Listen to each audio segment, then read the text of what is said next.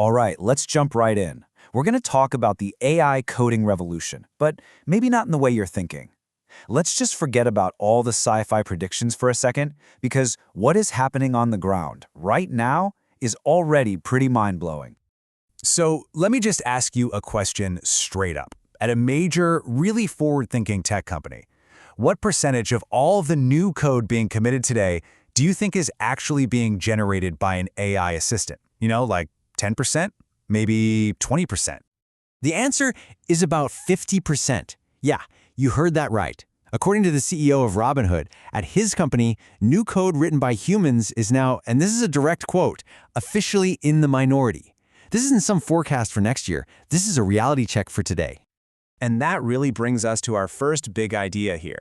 We have clearly hit some kind of tipping point. The whole conversation has shifted from what AI could do in the future to what it is doing right this second at a massive scale. And listen, Robinhood isn't some weird outlier. Just look at this trend. This past June, Microsoft said they were at 40%. A couple months later, in August, Coinbase reports, yep, we're at 40% too. And now, Robinhood is hitting 50%. It's a really clear, really fast-moving pattern across the industry. And this quote just perfectly sums up how huge the shift is. I mean, just stop and think about that for a second.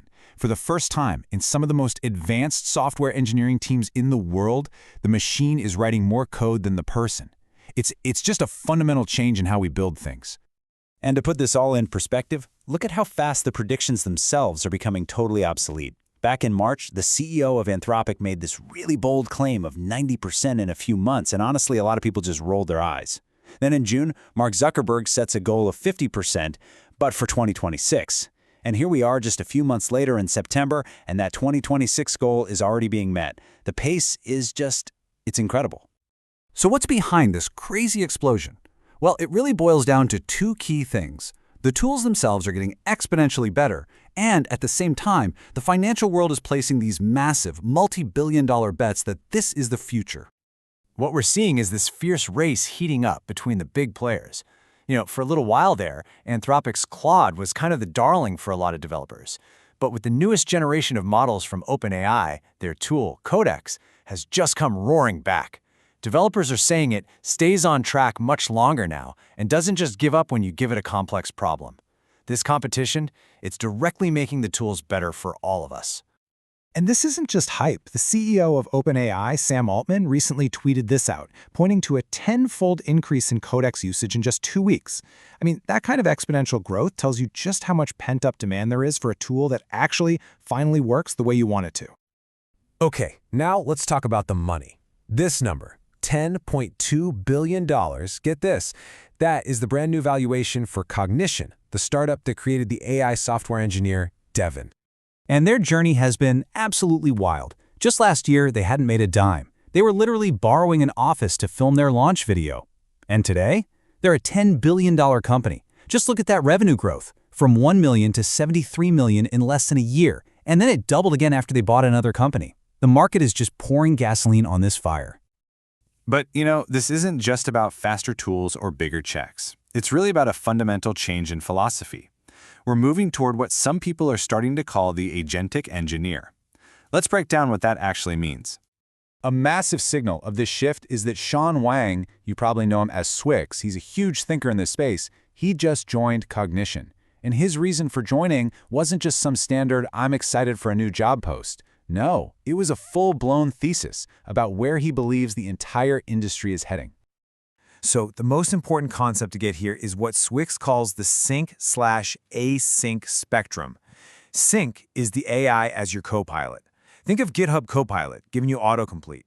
It's helping you do what you're already doing, just faster. Async is totally different. That's when you act like a manager.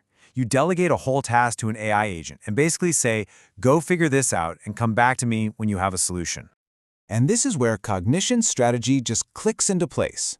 By buying this company Windsurf, they got their hands on a top-tier async tool to help individual developers code faster. And with their own product, Devon, they have the super powerful async agent for handing off those big, hairy, complex jobs. They're not picking a side. They are trying to own the entire spectrum of how humans and AI work together. Now this is Swix's core thesis, and it's a really powerful idea. He argues that getting to an artificial general intelligence that's just focused on coding is a way faster path to capturing most of the economic value of AGI. Basically, why wait around for a general AI that can do everything, when a specialized code AI can revolutionize the world's most valuable industry, like right now? And this leads to his big argument for agent labs over model labs. See, for the last decade, the big dogs were the model labs, like OpenAI, and they were totally focused on building the biggest, most general AI models possible. Swix is betting that the next decade belongs to the agent labs, like Cognition, who are product first. Their job isn't to build the giant model from scratch. It's to take those amazing models and expertly adapt them to solve very specific, very high-value problems, like software engineering. Okay, so if 50% is what's happening today, what's just over the horizon? Well, the progress happening on the absolute cutting edge suggests that we are still just getting started. We barely scratched the surface of what's possible. Check this out. SWE-bench is a notoriously difficult test for coding AIs. The old high score was a really impressive 73.7%.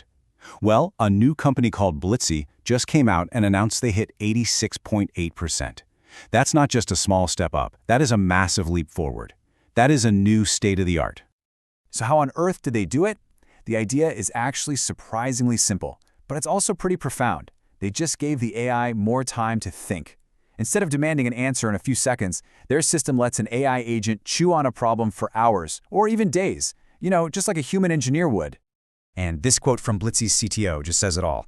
The problems that totally stumped the last generation of AI systems, turns out they weren't impossible. They just couldn't be solved with that quick gut reaction, system one kind of thinking. They needed deeper, more sustained thought. And by giving the AI that time, we're unlocking a whole new level of what it can do. Which brings us right to the final and most important question. We've watched the number go from 30% to 40% to 50% in just a matter of months. Suddenly, predictions of 90% don't seem so crazy anymore. So, in that world, what does a human engineer actually do? What is our new role when we become the architects, the creative directors, the ones guiding an army of autonomous AI agents who do all the building? That's the question we all need to start thinking about right now.